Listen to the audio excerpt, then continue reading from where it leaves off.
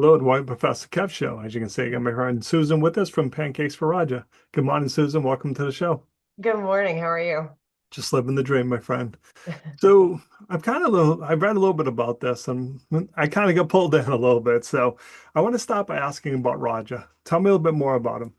So Roger was my father. So my father was he was a military veteran. He served our country for 39 years and 4 months. And he was first he would, if he were still here today, he would tell you he was a Marine and always a Marine. So he was a Marine Corps helicopter pilot, and then he was a helicopter pilot for the Army, and then eventually he was the Air Force. He had a very illustrious career, but he's also a civilian judge. So to say I had a strict, upbringing would be an understatement. But if he were here, he would tell you he's the son of a dairy farmer, and that's how his life started, and everything else was easier than that. But my father was diagnosed with Agent Orange related throat cancer in 2008. And we had 10 relatively good years, which we didn't realize how good they were until the final year of his life. And the final year, he passed away twice. And so the whole premise of Pancakes for Roger comes from an interaction I had with my father. He and I had a cadence. We were both the type A people in the family. I was living in New York City at the time, but I moved back to Missouri to help care for him. And so I'd get up in the morning, I'd check on him if he was good. I'd go to the gym and come back, check on him again. If he was good, I'd get cleaned up for the day, and then I'd get him rallied for the day. And so one particular morning, I'd gone to the gym, come back, and he wasn't in his hospital bed because we were fortunate enough to have hospice at home. And my parents' house, the rooms went in a circle. So I just went room to room until I landed in the kitchen where my father was sitting there kind of expectedly. He had a placemat set and he had his table setting and his silverware. And I looked at my dad and I said, Dad, what are you doing? And he said, Well, I want pancakes for breakfast. And the last year of my father's life, he had a feeding tube and he was also on oxygen. And it broke my heart because my dad was a major general in the Air Force, and he always knew what the mission was and kind of accepted what had to be done. And so I knew we were dealing with some oxygen deprivation and some confusion that morning. And so I looked at him and I said, Well, Dad, there's nothing more that I want to give you than pancakes for breakfast, but we're on hospice here. We have a DNR. And if I give you pancakes and you choke, we're probably done here. And I don't think we're quite ready to be done. And he looked at me and he said, Oh, yes, I can. Matt said I could. And Matt's my brother and he's a nurse, and he wasn't there that morning. So that's what kind of tipped me off on the oxygen confusion. So I looked at him and I said, Let me see what I can do. So my dad always wanted his tube feeding formula heated up for 14 seconds. The general would know if you did 12 or you did 16. I mean, he was like that. And so I brought the formula over and I sat it on the table, and he said, What's that? And I said, That's your syrup. And a few weeks later, he passed away. And my brother and my mother were there with him. And when I came back to New York, I mean, anybody that's listening or watching that has been a caregiver knows that when that person passes, you lose your purpose. And it takes you a minute to kind of get your feet under you for a second. And so I took one day off of work. I just needed to have one day to shut out the noise, respond to things I wanted to, ignore things I didn't want to deal with. And my husband said to me, Why don't we go have some pancakes for your dad?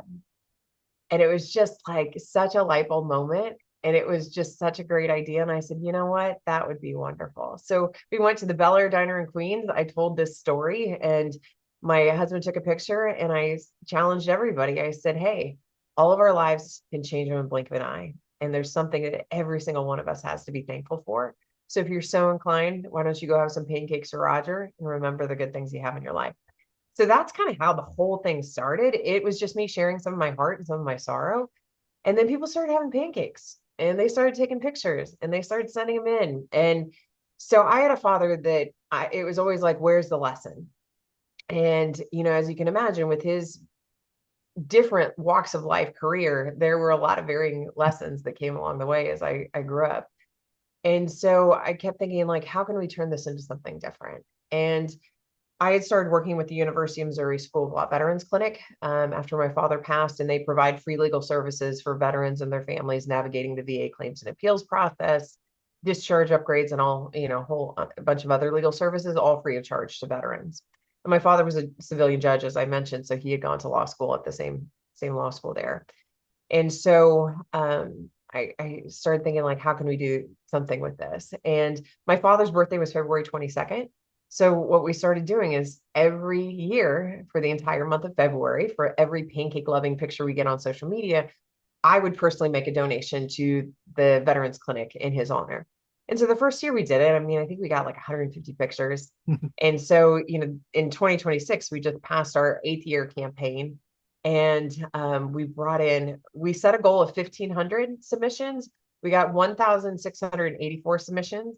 Wow. We got all 50 states, Washington, D.C., all 7 continents, including Antarctica, which is a pretty big feat, and then 38 countries.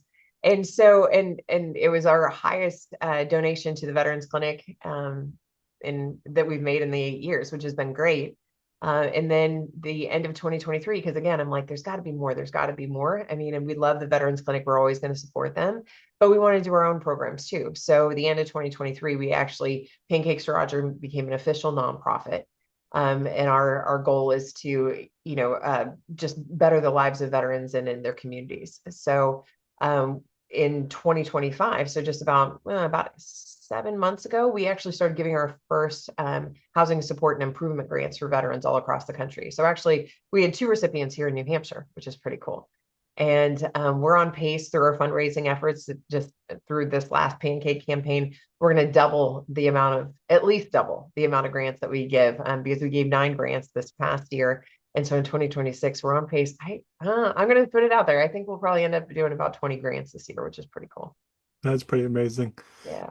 So now tell me more about this. Are there like official breakfast as part of this, a fundraising breakfast, or is it just go out, eat it, and post a picture and make a donation if you like? How Yeah. does it all So, work? I mean, since we're small and mighty, nothing against like large, massive nonprofits, right? They all Sure. have their purpose. They all do good. But man, if you wrote a check to $2,000 to the Red Cross, they'd be like, we found that in our couch cushions. Hmm. Us, we can be like, hey, we can give 2 veteran grants because of that money and we can show you the direct impact type of thing. So you're able to kind of see that quicker. And since we are small, we can kind of pivot and we can pick and roll as much as people want. So we've had people that have said, like, I know it's not February, but we'd like to host a breakfast. Hey, we're fine doing that. I mean, we'll take money whenever we can get it type of Yeah, thing. of course. Yeah. So we have had places that have said, like, hey, we want to have a Pancakes or Roger breakfast. It's outside of the season. We do weightlifting competitions. We just had one here in New Hampshire in June. So I guess we're still in June. Just a couple of weeks ago, we had one. And we raised over $2,000 through that event alone, which is super cool. And we're on place. We're going to do another one this fall, probably in October. But we do just kind of some fun events. We're looking at doing a rucking event. You and I were talking a little bit before. We have a Pancakes to Roger book. So it's Pancakes to Roger, a mentorship guide for slaying dragons. But I'm actually going to be coming out with my next book in August. That's called Wonder Women, The Untold Stories of Female Veterans. And a portion of the proceeds will go to Pancakes to Roger in perpetuity. So, I'm a big person that anytime somebody says like, oh, we should do this, I've been on enough boards to know that it's like, well, is it repeatable? And what's the impact? And are we going to have, return on investment? Because the thing is, I mean, I own other companies, and for profit is much different than nonprofit. Sure is. And because nonprofit, this isn't my money. This is money to help vets and to help them in their communities and do different projects like that. So, we have aspirations. I really want to do like a soldier shark tank in probably the next 5 years to help give some seed money for veterans that are starting different companies. But it's kind of cool. So we've started with the housing initiative because we know that's a big one. And because it can be things like, hey, say somebody needs an accessible, ramp. Somebody needs some money for modifying a bathroom. We've also had we had a veteran actually here in New Hampshire that they hadn't had a working oven, a working stove for 9 months. And they'd saved up enough money as a family and they were getting ready to buy one. And then their refrigerator, crapped out on them. So they applied for it because they had to focus on their refrigerator. We were able to buy them a brand new oven before the holidays. So they got to and then the wife of the veteran actually brought me over a homemade, it chokes me up, but she brought me over homemade bread the day before Thanksgiving that she had made in the oven. And so things like that, people like in this economy, especially with things going as they are, you get people that are in between jobs and they can't make rent. So Yep. they come to us and say like, hey, is there any way you can help type of thing. So we try to help where we can. We try to advise and point them in the right direction if we're not the right people. But it's been wonderful. So yeah, if there's anybody listening that says like, hey, that sounds really cool. I'd like to put together a pancake breakfast. If we have a board member in your area that can show up and be there too, we'd love to send people to be there. But we're very much creative on different ideas. And so if people come to us and say, I want to do something, and this is what I'm thinking, we're never going to say no. We're going to say, okay, how do we figure this out? So if people want to host an event or make up their own event, what's the best way for them to reach out to you, Susan? So the best way is like info@pancakesroger.org. Or they can go on the website, pancakesroger.org. And you can see some of the initiatives, you can see some of the impact stories and things that we've done. You'll see a ton of pancake pictures, because the month of February, we do the contest. So the winners of the contest get to be on a billboard in Times Square, which is pretty cool. And so we had actually I know that like I lived in New York City for the past 25 years, and then I moved to New Hampshire about a year and a half ago. And so FFA was very popular where I grew up in Missouri, and there's people that are involved in that here too. So we had an FFA chapter that put together an entire breakfast in February, and the kids actually created a song, and they used AI, and they did all these creative, it was so cool. So they got the impact award this year, which was pretty cool because they went above and beyond. So we're really excited about how people have embraced it. Now, how about if people want to just make a donation? They're like, Yeah, I just want to order them this way without doing any pancakes or any events. I just want to give cash. yeah, They can I do mean the that same too. thing. Yeah, they could just go to the website, pancakesroger.org. Up in the top right corner, you'll see a brown button that says donate. Just click on it, give us money. We're all about that. Awesome. Susan, I really appreciate you taking a few minutes to come on the show. And as always, thanks for being my friend. Thanks so much.